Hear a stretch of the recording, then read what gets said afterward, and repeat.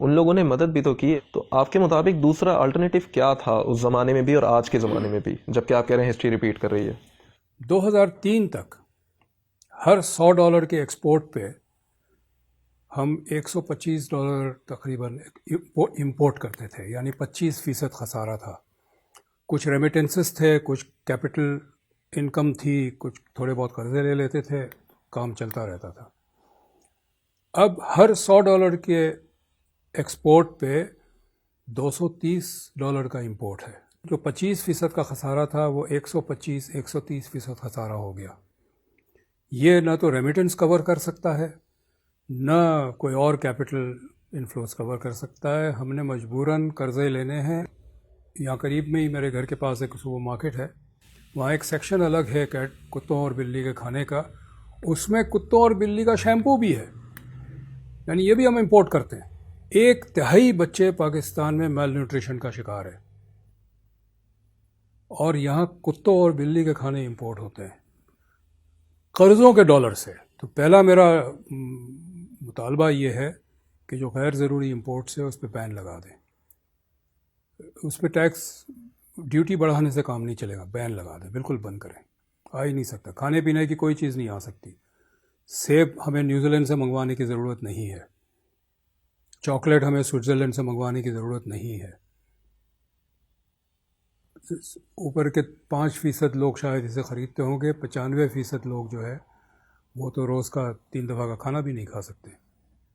دوسرا یہ ہے کہ 17% GST پہ انڈسٹری کام نہیں کر سکتی.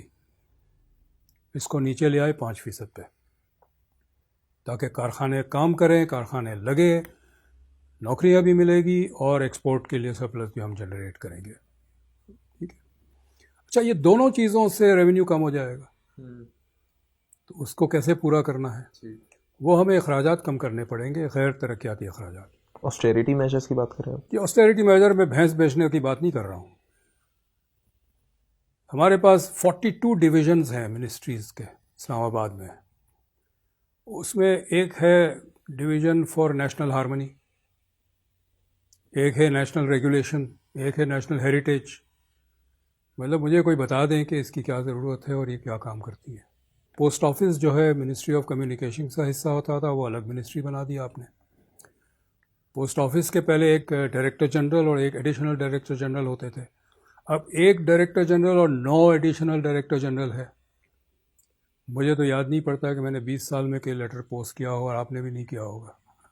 تو میں جب غیر ترقیاتی اخراجات کم کرنے کی بات کرتا ہوں تو میں ڈیفنس ایکسپینڈیچر کی بھی بات کرتا ہوں. یہ اب ہمیں اس کو کھولنا پڑے گا. اور ڈیفنس میں 2 قسم کے ایکسپینڈیچر، ایک کامبیٹ ایکسپینڈیچر کہہ لیں، ایک نان کامبیٹ کہہ لیں.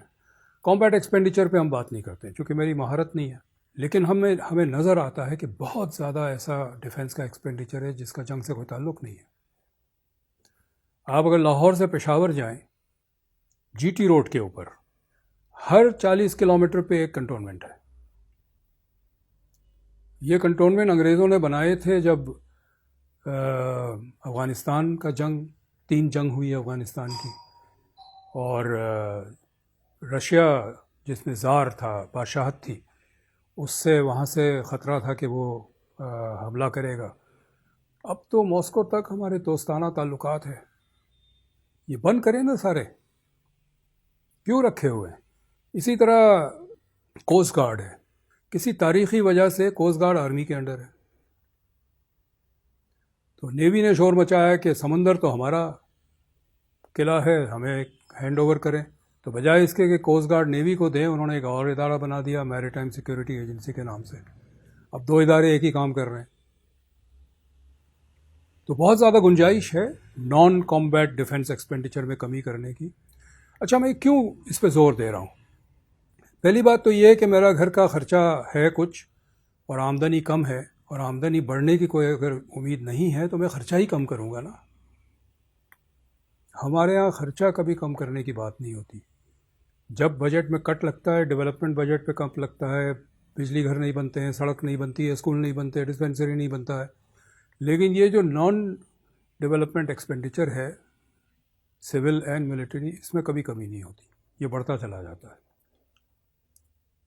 डिफेंस एक्सपेंडिचर और नॉन डेवलपमेंट एक्सपेंडिचर इसलिए कम करने की ज़रूरत है क्योंकि ये जो खसारा है इसकी वजह से मईशत बैठ रही है, बल्कि बैठ चुकी है। इस वक्त हम वेंटिलेटर पे है। जिस दिन हमें कर्ज़े मिलने बंद हो जाएगी ये मईशत बैंकरप्ट हो जाएगी, हम गुजारा नहीं कर सकते। जंग जो है वो कौमी नगमे गा के नहीं जीती जा सकती। जंग के लिए आपको टैंक्स चाहिए, वॉरशिप्स चाहिए, आर्मर्ड कार्स चाहिए, फाइटर प्लेन्स चाहिए। ये सब पेट्रोल पे चलते हैं। पेट्रोल डॉलर से आता है, डॉलर एक्सपोर्ट से आता है, एक्सपोर्ट कारखाने क्रिएट करेंगे। जहाँ कारखाने बंद हो जाएंगे तो डॉलर नहीं आएंगे, डॉलर नहीं आएंगे तो हम पेट्रोल इंपोर्ट नहीं कर सकते। हमारी टैंक्स और हवाई जहाज़ और फाइटर प्लेन्स और ये सारी चीज़ें अपने साइलोज में रह जाएगी, हम जंग नहीं लड़ पाएंगे। तो जंग लड़ने के लिए ज़रूरी है कि मईशत मजबूत हो। गवर्नमेंट पॉलिसीज़ कुछ भी हों, उनका आवाम पर क्या असर पड़ता है ये ज़रूरी है। अपनी राय और अपने कमेंट्स से हमें ज़रूर आगाह कीजिए। और नेक्स्ट वीडियो तक के लिए बहुत बहुत शुक्रिया।